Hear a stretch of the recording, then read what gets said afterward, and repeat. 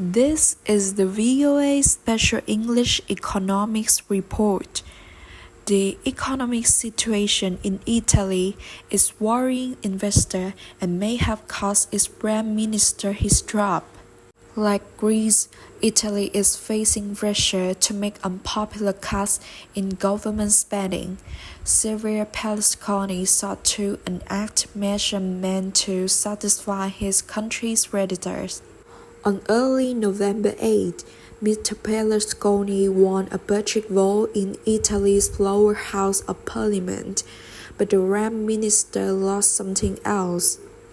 A majority of lawmakers in the lower house refused to vote.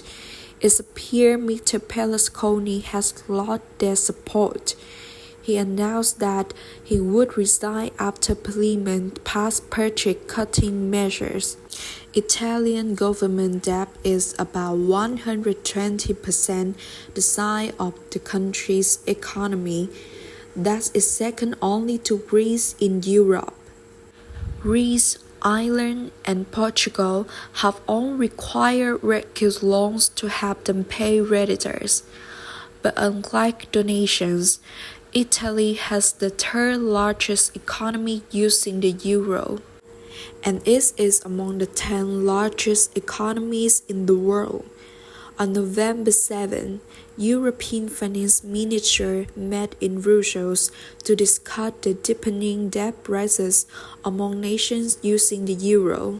European Union Economic and Monetary Affairs Commissioner Olli Rehn said Italy needed to enact reform.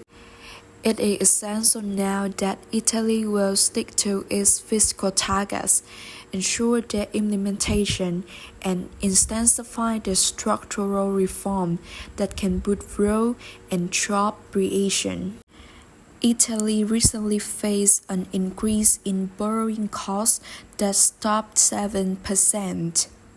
Unlike Greece, Italy's budget deficit is not out of control. Of Greece's concern, however, is Italy's lack of growth and job creation.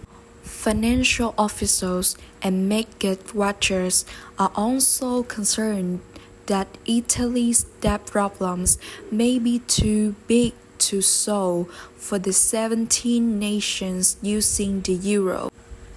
European leaders have yet to agree on the size and conditions of a rescue fund or plan. In Brussels, Dutch Finance Minister Yanis de Jager said the rescue fund needed to be bigger, but he said budget reform of euro nations was important too.